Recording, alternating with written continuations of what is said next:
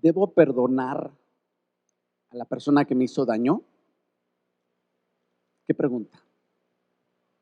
Pregunta controversial, pregunta difícil de contestar, de mucha polémica. La respuesta está influida por nuestra educación, por nuestra religión, por lo que nos han dicho que tenemos que hacer. Pero yo en algún momento de mi vida me vi obligado a encontrar una respuesta si yo debía perdonar. Déjenme contarles mi historia. En el día más común y corriente, salí de viaje a trabajar, un conductor irresponsable, exceso de velocidad, una tarde lluviosa provocaron que la camioneta en la que él iba en un sentido de la autopista invadiera, perdiera control, pegara con la barda de contención, invadiera la mía y me caería sobre el techo del vehículo donde yo viajaba. Como pueden ver, el techo colapsa, el techo me aplasta la cabeza, me rompe el cuello y me quedé cuadripléjico. Esta es la lesión que me provocó. Una cuadriplegia es la pérdida de funciones del cuello para abajo, con la agravante de que este tipo de lesiones, por ser daños en el sistema nervioso central, no tienen recuperación. Me operaron, me reconstruyeron el cuello, pero esta lesión amenazó mi vida con dejarme para siempre en cama y en silla de ruedas. Mi vida colapsó. No solo fue el daño físico, un enorme daño emocional, familiar, en mi autoestima, en mi economía. Pero lo que les estoy platicando es la parte de arriba del daño, lo superficial. Me convencieron de que demandara a la persona que me había hecho este daño, no con la intención de meterlo a la cárcel. A mí me quedaba claro que el accidente fue circunstancial, con la intención de que su aseguradora me pagara los daños. Sorprendentemente, después de un juicio pesado, difícil y violento, el juez mágicamente dijo que yo me había accidentado en otro kilómetro a otra hora que la camioneta, dejándome a mí como culpable de un accidente que, si recordarán la foto del coche, es imposible que haya sucedido solo. Fui víctima de la corrupción en el sistema de justicia del país y no solo sufrí el daño físico que les comenté, sino aparte, les puedo decir, el más grave de los daños, el daño en mi corazón. Me llené de odio, de resentimiento por la injusticia, por lo que había sucedido, porque hubo otras maneras de actuar más humanas, menos crueles. Y desde entonces me interesó el tema del perdón. Mi historia es una historia de agresión, pero todos los seres humanos vivimos agresiones. Desde entonces quise encontrar la respuesta a una pregunta que yo quería que fuese universal. ¿Debemos perdonar a quien nos agrede? En los años de leer libros, hablar con sacerdotes y psicólogos, entre más me metía, más me empantanaba y no encontraba yo la respuesta. ¿Les pasó? Algunas reflexiones. Antes les quiero decir que hoy en día mi vida está reconstruida totalmente. Tengo un hijo, Stefan, mi adoración. Hoy en día soy triatleta, participo en triatlones. Y yo estoy seguro de que la plenitud de vida que tengo hoy en día no la tuviera si yo no hubiera hecho un trabajo de perdón que hoy les quiero compartir. Les quiero compartir porque tengo el deseo de que lo que yo viví, esta experiencia de perdón, se las pueda transmitir a ustedes para que ustedes puedan lograr lo que yo logré, pero sin tener que echarse ese clavado a la reflexión tan profunda si uno debe de perdonar o no. A esta pregunta yo la desmenucé en cantidad de factores. ¿Qué es el perdón, amigas y amigos? Yo lo describo como la desvinculación emocional contra una persona o contra un evento. Que eso ya no me produzca a mí absolutamente nada, ni dolor, ni rencor, ni resentimiento, pero tampoco lo bueno, ni alegría, ni nada. Simplemente ese evento yo lo pasé al pasado. Estos fueron todos los factores que yo encontré que influencian la decisión, el tipo de daño, la actitud del agresor, la aplicación de la justicia, la forma de perdonar y los involucrados. Déjenme pasarles uno por uno. Yo les pregunto, ¿acaso el tamaño del daño es un factor para perdonar? ¿Que una agresión chiquita la perdones y la grande es no? Y si estamos de acuerdo con esto, ¿quién dicta qué tamaño es perdonable? ¿Qué tamaño de agresión es perdonable? No resuelve mucho esta pregunta. ¿Qué me dicen? De la intencionalidad. ¿Qué pasa cuando alguien por un accidente automovilístico llega a matar a alguien? ¿Qué pasa cuando un asesino planea y ejecuta su plan? El resultado es el mismo, la intención es otra. Claramente, el perdón debe ser tratado distinto. ¿Qué me dicen? De ventaja y desventaja. Cuando alguien hace su acto de violencia contra una persona que está totalmente en otras circunstancias, de fuerza, de inteligencia, ¿qué me dicen? Cuando una persona repite constantemente su agresión. ¿Y qué diferencia el perdón a una persona que lo hace ocasionalmente y no repite su acto de maldad? Como podrán ver, el tema del perdón se pone complicado. ¿Qué me dicen de la conciencia del daño? Cuando la persona que te está haciendo daño sabe que lo está haciendo y lo hace. Caso contrario de alguien que no sabe que te está haciendo daño con lo que está haciendo. Cuando el daño es temporal o definitivo, que los daños temporales se perdonan y los definitivos se odian por vida. ¿Qué me dicen? Con la razón del delito, que la ley debe juzgar a una persona que roba con hambre, por desesperación, por llevar pan a su casa, ¿lo debe juzgar igual que a un político que roba por avaricia? El acto es el mismo, es robar. ¿Y qué el hecho de que lo haga por hambre le permite repetir? ¿Qué me dicen? Cuando un soldado por instrucciones tiene que hacer daño, tiene que bombardear. Una persona que por iniciativa propia hace daño, mata, agrede, viola. ¿Qué me dicen? Cuando alguien actúa por venganza, finalmente él está herido, ¿eh? ¿Qué me dicen cuando lo hacen en defensa propia? ¿Cómo debemos, los que sufrimos una agresión de este tipo, reaccionar? ¿Perdonamos o no perdonamos? ¿Qué me dicen con la actitud del agresor? ¿Qué si el agresor muestra arrepentimiento, es indiferente o hasta se alegra de habernos hecho daño?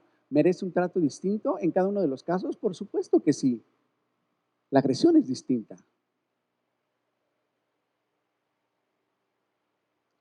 Cuando el agresor nos pide perdón, ¿merece ser perdonado?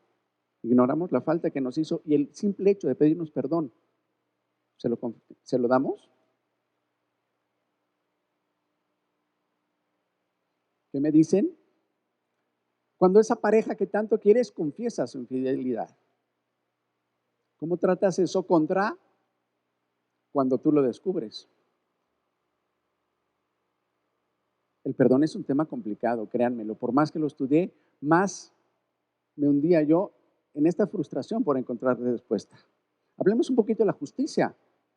¿Qué pasa cuando el sistema de justicia se encarga de la persona que me agredió? ¿Que por eso tengo que perdonar? ¿Pierdo mi derecho a odiarlo?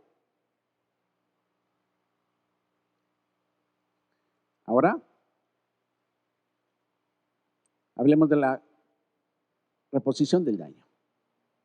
Si alguien recompone el daño, ¿tiene permiso? ¿O estamos obligados a perdonarlo? ¿Acaso alguien, alguna autoridad, entiéndase una madre, un clérigo, puede venir a decirnos a nosotros que debemos de perdonar a la vecina que nos ponchó la pelota? ¿Alguien puede ejercer el derecho del perdón? Ahora, ¿de qué manera se otorga el perdón para que sea válido? ¿Qué le tenemos que dar la mano al agresor? ¿Se lo tenemos que decir verbalmente? ¿Con qué gestos? ¿O es un tema interno, personal? Alguien, por favor, dígame si el perdón tiene caducidad. Si llega el momento en que perdonar a alguien ya no viene al caso.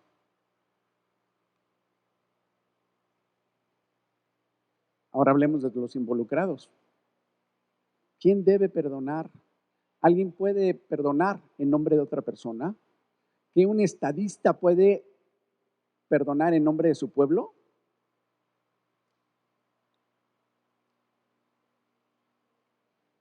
O díganme, ¿cómo tratamos cuando el que nos agrede es una persona desconocida en contraposición cuando es alguien que conocemos?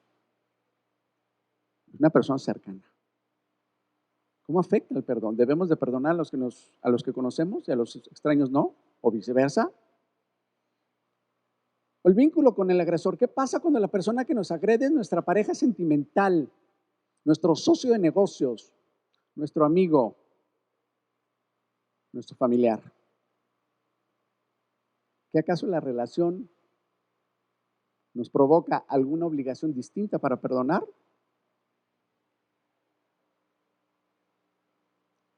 ¿Se puede perdonar a una persona que no está? ¿A una persona fallecida? Todos estos fueron los cuestionamientos que yo me hice. ¿Y qué del autoperdón? ¿Qué aquel acto que nosotros hicimos lo tratamos diferente al juzgar a una persona que también lo hizo? Me cansé de dar vueltas.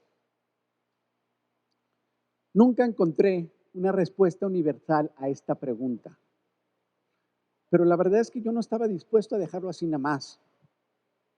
Mucha gente se acerca a mí preguntándome cómo reconstruir mi vida.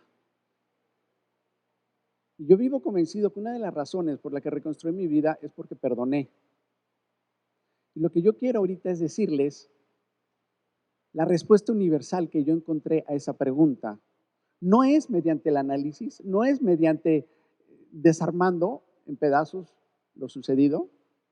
En el momento en que el ser humano entiende que la razón de perdonar radica en el efecto del perdón, es cuando podemos llevarlo a cabo.